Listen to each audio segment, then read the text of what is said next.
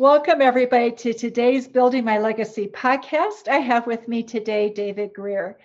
David Greer is fascinating to me. Oh, you're going to love him because he has so much different backgrounds, perspectives, and he has done probably some things that many of us as entrepreneurs dream about, but never get around to. Maybe because we don't have the skill sets that he has, but maybe we don't have the discipline to do it either.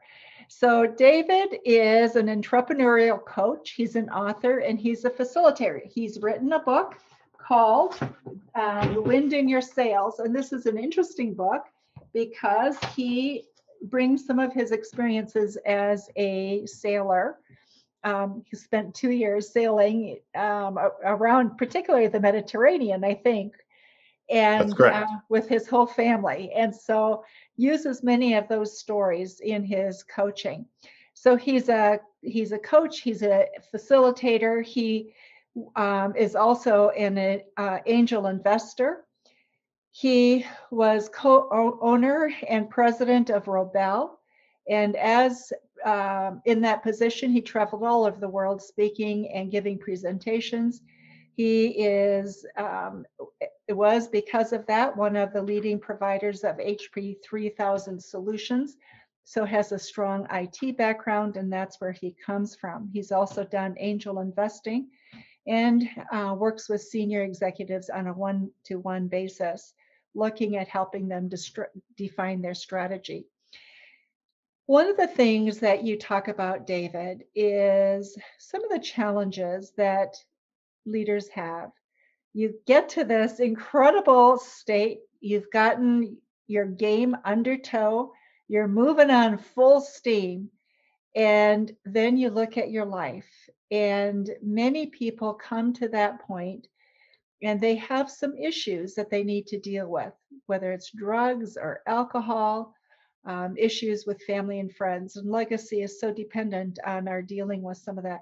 So I'd like you to just share a little bit about your journey, why you've come to realizing the importance of that and some of the lessons you've learned. Sure. Thanks, Lois. Thank you, everybody, for listening to the podcast today. So it's fantastic to have a chance to speak with all of you. I was young, 22 years old, going to the University of British Columbia, getting my computer science degree, where I joined this young software startup, the one that Lois mentioned, Robel, which was named for the two founders, Robert and Annabelle. And I liked the place. I stayed 20 years and helped build it into a global powerhouse. And, I did I think a decent job of that work-life balance thing. And spending time with my family, like during that time, had 3 young kids. In fact, when I bought out Annabelle in 1991, when our kids were 4 and 2. And that was incredibly stressful. In fact, I remember leaving the accountants, kind of the 16th floor in downtown Vancouver, and I had tears in my eyes at the stress of, borrowing a lot of money to buy out, one of the partners and become a full partner in the business. So the stress surrounded the issue of fear of what?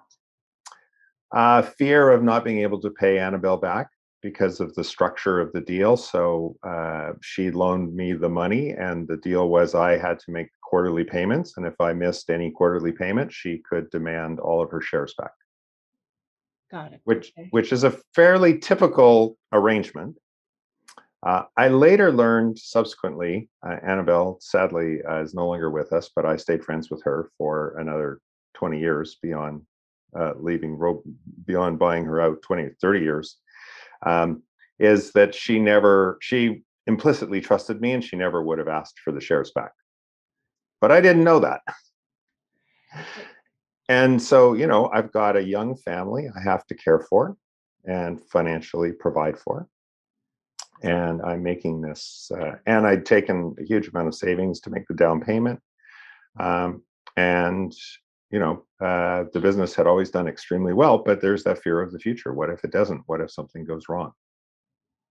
And so, yes, that was, now I mitigated the fear once I actually closed the deal by saving an entirely quarterly payment and putting it like into saving instruments so that the business could go sideways for an entire quarter and not make any money for a quarter. And this was a huge cash flow positive, profitable business.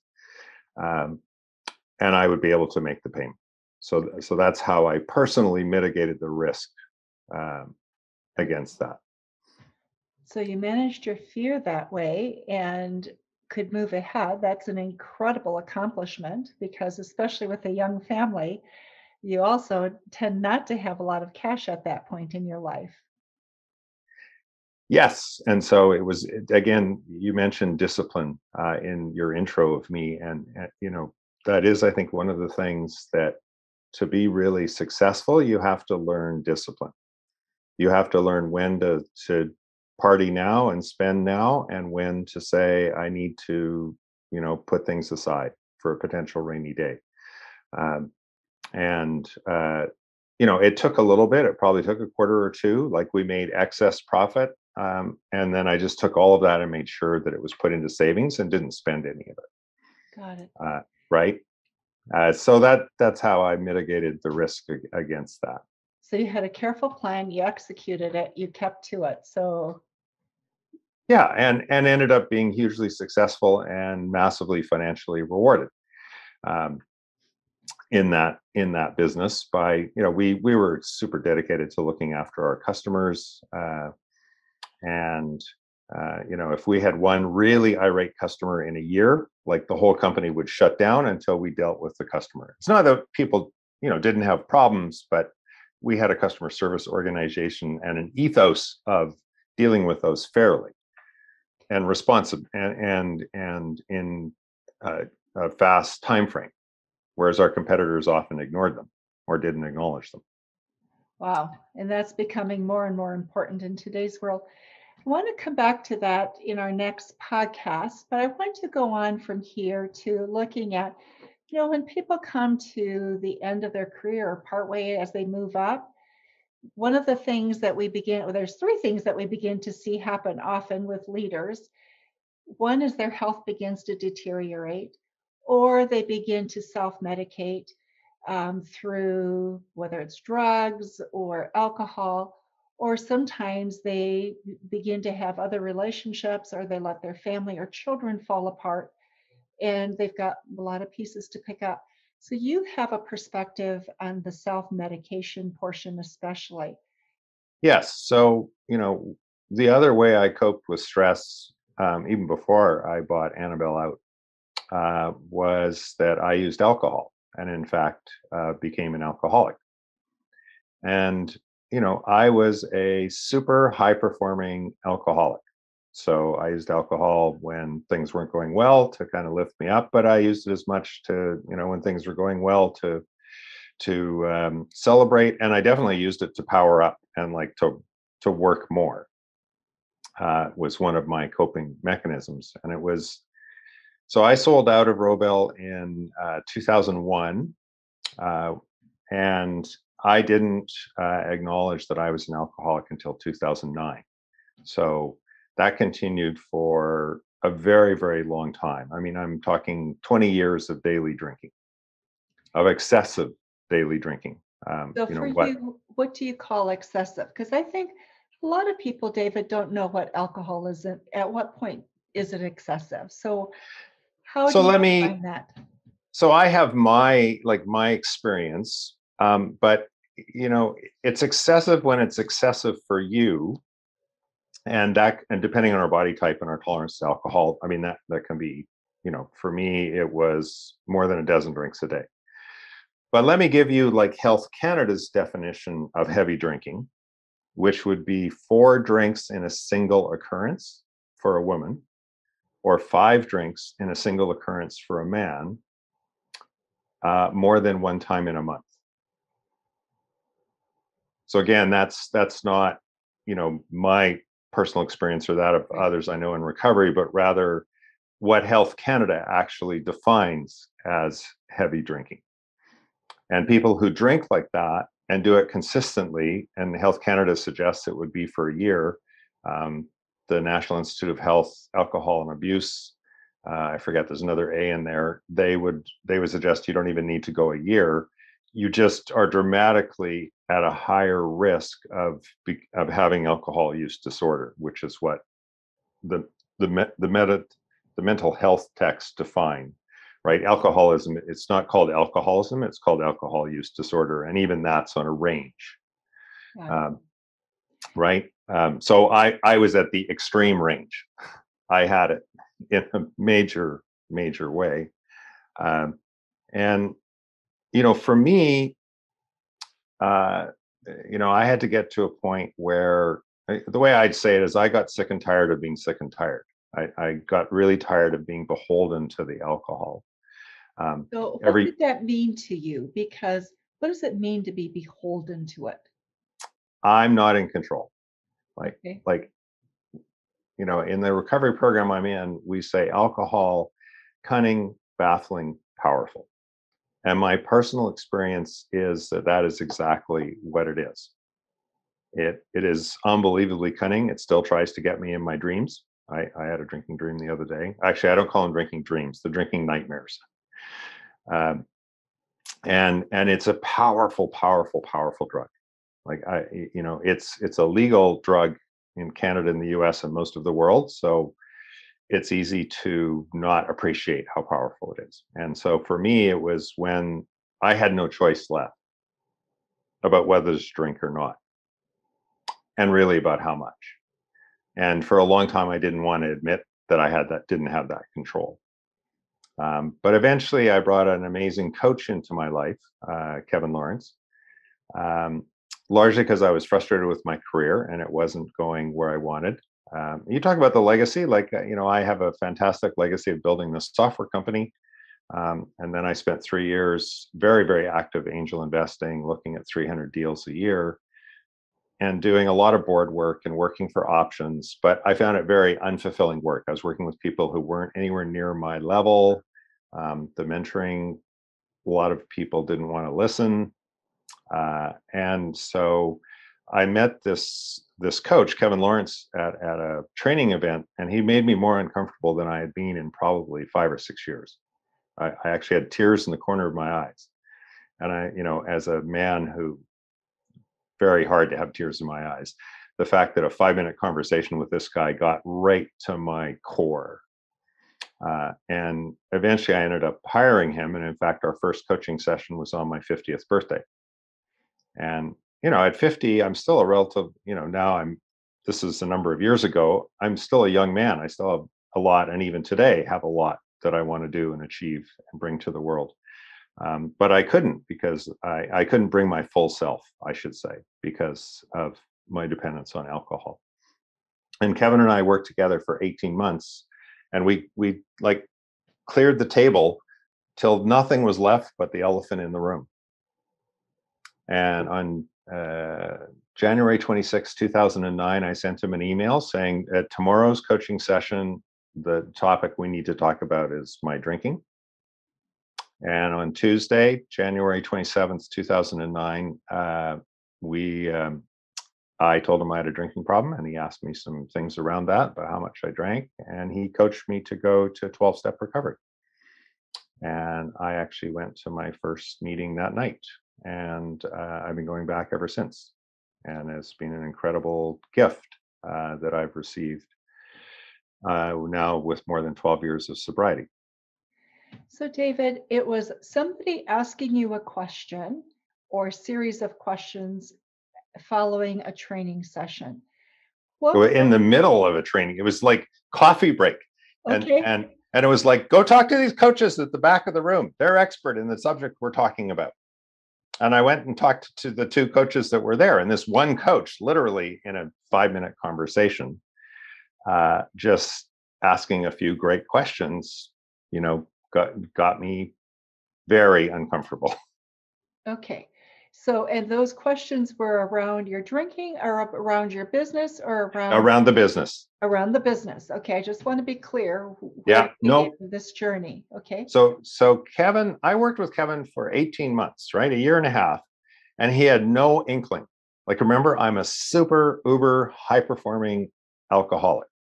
So, and plus most of the time, our calls would be like in the morning, and wasn't a kind of drinker who got up in the morning and started drinking. It was always later in the day. So I never would ever have had alcohol when I had a call with him. And there was no, and I still did a lot of stuff. So, there's no, that's one of the challenges of dealing with employees, of working with entrepreneurs, is we are often super uber high performing people. And then behind the scenes, this is how we cope. I think it's very hard to turn off that juice when you're pushing, Mm-hmm. and stretching. And so alcohol does become that go-to place. And we're suddenly or subtly kind of move into it without realizing that's what we're doing. Was that your experience, or were you heading? Yeah. Yeah. No, my experience. So my experience is the progressive. So we say that alcoholism is a progressive disease. So you progress more and more into the disease as you continue to drink. Sure, I have lots of friends in recovery who picked up their first drink at 13 and they knew they were alcoholics. Drink till their blackout. That, started then and just continued. But that's not my experience. And I know a lot of people who share my experience of the progressive nature. The analogy that I often use is, I don't know when I became a pickle. I just know there became a point where the pickle couldn't turn back into a cucumber. And so I can tell you when I was still think I was a cucumber, and I can tell you for sure when I was a pickle. I'm not sure, when I went in between, I was fully pickled. And in truth, it doesn't matter, because, in the end, I became an alcoholic. What is. So tell us, there'll be a lot of people listening to this, David, who will say, so what did you learn? What can you share with me? What's really important to grasp if you're in a situation where you're beginning to wonder, is this me? My most important message for someone who suffers is there's hope. So I want you to know that there is a way forward. There is a way out. And there is hope for you, no matter who you are, what stage you're at, what you're dealing with. I just want you to know there is hope. I also want you to know that alcoholism is really, and drug abuse is unbelievably hard to try and do it alone. It's almost impossible to do it alone. And so I really, really encourage you to talk to someone about it, to get some help. And I'm sure as part of this podcast, my contact details will be there, and you can always reach out to me. And I'll be happy to talk to you about whatever the issue, but whatever your particular issue is. My route was through 12-step recovery, which has really worked for me. There are, I didn't go to treatment. I have a lot of friends who did. There are multiple paths forward. And the key is finding a support system that can support you in your sobriety. For example, I try and make it a habit of talking to a recovering alcoholic every single day. Wow. So and why is that? Well, a whole bunch of reasons. One is to give me hope for the day. Two is my brain. So I have a mental health disease. So my brain wants me to forget that I'm an alcoholic so that I'll pick up a drink. And so I think it's really important that I consciously remind myself that this is who I am. So I don't, right? So that's also part of why I do that. And just to share laughs with another person who can really relate to whatever's going on for you. And how, and we can share, we tell pretty ugly, well, we tell interesting war stories. in 12-step recovery that most non-alcoholics would find appalling or incomprehensible, or how could you possibly laugh at that? But it's who we are. It's what we do, and we relate to each other, and we never want to repeat it. And we can laugh at our foibles, at our character defects, and we can appreciate each other, not despite of, or maybe because of. We have this shared experience that we're not perfect, that we struggle with certain things. I think that is something that overachievers, people who own their business, tend to be overachievers, right? Have this need to be perfect, think of themselves as perfect, and yet none of us are. And yet there's that false assumption that if we just have the right formula, do the right things, everything will move along perfectly. And yeah, like I like to tell people I have a character defect of perfectionism, but that's not true. I love being perfect. I have tremendous difficulty with the whole idea of being imperfect, making mistakes, not knowing it all, not like all of those things, man, are they challenging. So a lot of my recovery and growth, when you come into recovery, you put aside the drink, but then you have to learn how to live life without your number one coping mechanism, whether it's alcohol or drugs or sex or food or whatever it is that you've used. And recovery is all about learning how to live life on life's terms without having to resort to some outside thing to change your feelings. So a lot of the work is actually recognizing these parts of ourselves that we really struggle with. And it's like, I don't think I will ever get 100% comfortable with being imperfect, but compared to 10 years ago, I'm a lot more comfortable. And in fact, we have a saying in recovery: progress, not perfection. got it. So we're talking about things that you learned, hope, the importance of hope. There's hope for everyone, Mm-hmm. right? But you can't do it alone. What else have you learned? If you keep working at it, I mean, this is true in life as well as in recovery, but it really, really is true in recovery. If you keep just chipping away and working at it, like you'll be amazed. Again, as we say in my recovery program, you'll be amazed before you're halfway through. Like, in fact, oftentimes people will see changes in you before you can see them in yourself, because you're kind of just at the rock chipping away and trying to improve yourself and make yourself more self-aware of how you respond to things and what goes on for you. And so you don't notice that you've actually made a lot of subtle adjustments in how you behave and how you respond to people and how you respond to situations. And where before you flew off the handle and you got angry, like even if you hadn't been drinking, but that was how you showed up in life, and you work away at that, and people will start to notice that, right? You can be in tense, difficult situations, but not have to show up with a lot of anger. I want to talk about that just for a moment, because we've talked about alcohol's impact on you. Let's talk a little bit about its impact on the people around you. So for me, because I was so high performing, it was actually a real surprise to some of the people around me.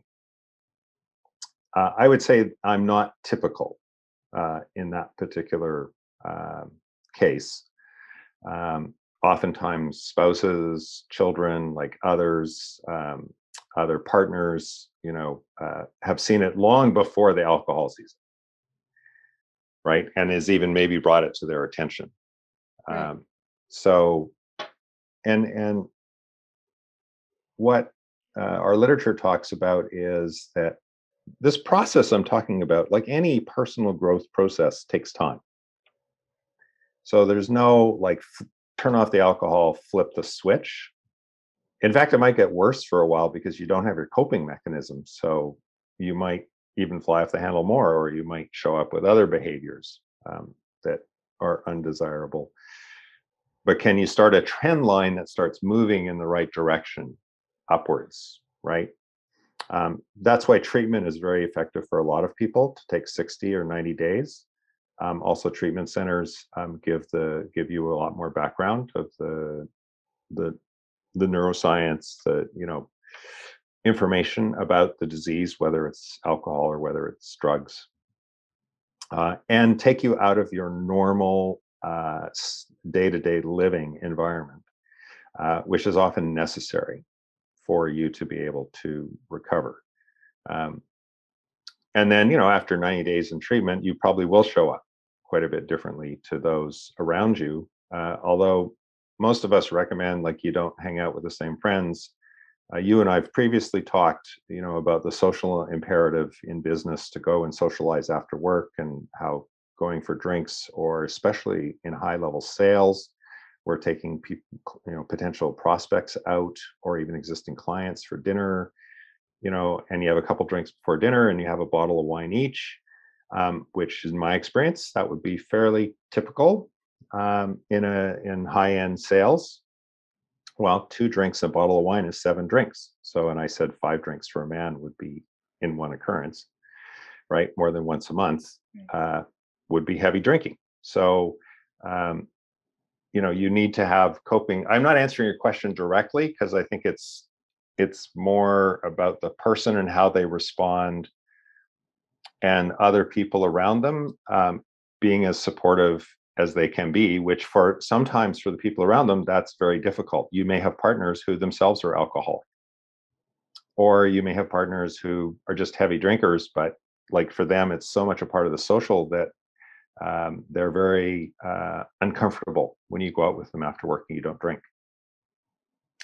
And what I've discovered is that, or you might have family members, sometimes in family situations, maybe not in the immediate family, but it may be in your family of origin or your extended family. You're not drinking really is threatening. It's very, very threatening, because what does it mean for them? What I've discovered is, when someone else is super uncomfortable about my recovery and the fact I don't drink, it's usually a good indication they have some issue with alcohol. Interesting. Right? Like, that discomfort's coming from somewhere. So redefining that dynamic in your family, like, having wine every night with dinner was part of our family. That's what we did. That's part of how I got enough alcohol. And obviously I couldn't do that. And, one of the things was, after I got sober, I told my wife, I will not open a bottle of wine or pour a glass for you. And that was really, really hard for her, because that act to her was a really, like, she's not an alcoholic, she's just a normal drinker. But that act of getting the wine out, taking the cork out, pouring it in the glass, was something that was very special to her. And so she had to actually grieve that loss, because I just said, I'm not going to do it. And I also said, another boundary I had from day one was, I've never been in a liquor store since I got sober. Not once. So, like, I'm no problem with, and all our kids drink some of the time, and that's fine. Like, you can bring alcohol in the house, but I'm not getting it for you, right? If you're out of time and you don't have time to go to the liquor store, well, you'll have to go without, because I'm not going to go there. So these kind of things can be very, these are big changes sometimes for people around you. And that's part of navigating your sobriety, is figuring out how to deal with these situations, and how to have boundaries around them, and how to be okay with having boundaries around them, even though people might be guilting you, or you might feel shame or guilt around some of these. But if you want to stay sober, these are issues you work through. It's so often it's a piece we don't talk about much, is it? And it's a discussion we need to start having more in businesses with our employees, because we put people in vulnerable situations without realizing that they're becoming vulnerable. And without boundaries, it is easy to step into that problem area. Yes, and alcohol, people say things when they're drunk that they would never say when they're sober, right? And in a business situation, those could be things that are really, really inappropriate. And I mean, lost count of the number of stories of, business Christmas parties where, either leaders or employees, were completely inappropriate, to the point of having to let people go. Yeah. David, our time is almost up. What have we left out that the audience should know about, that lessons you've learned, something that you really want them to know that we've missed? Alcoholism sneaks up on you. And, you know, if you're having some doubts, then get some help, because there's probably a reason for those doubts. And know that help is there. There is always someone who's willing to reach out a hand and to be of help, and who will share their experience, strength, and hope, that you can learn from, and know that no matter how tough it seems, how deep the problems, there will be a path forward. There will be a path forward. That's huge hope. And, seeking out somebody with experience who has some knowledge, I think, is also so important. Anything else that you want to leave with the audience before we have to end for the session? No, I guess it's just a reminder that alcoholism impacts about 10% of the population. So if you're in a company with 100 employees, there's probably 10 alcoholics, and it crosses race, gender, age. Women can be alcoholic almost as frequently as men. And again, I think I still had this picture of, the wrong side of the tracks, a man with a trench coat and a brown paper bag, right? And that was an alcoholic. And so I really want your audience to think your alcoholic is your parent, your child, your adult child, your spouse, your friend. Like we're everywhere, because it's a pervasive disease. And hold space for those individuals, and compassion and empathy. Hold space, compassion, empathy, and hope. I love Mm-hmm. that. David, thank you so much for being with us on Building My Legacy today. And for those of you who are listening, we will have information about David in the show notes. We will have contact information about him also for you. So if you just are needing that listening ear, somebody to sort or to point you in a direction where you can get some help, we encourage you to at least connect with David, and he will have knowledge of resources where you should perhaps go. Thank you so much for being with us today. And David, thank you to you. Well, thank you so much for the chance to talk about something that's really important to me, and I think really important to our society. Thank you. Thank you for watching my video. Don't forget to like, subscribe, and click the bell button above. Leave comments. We'd love to hear what you think. And visit our other social media links as well. Thanks much.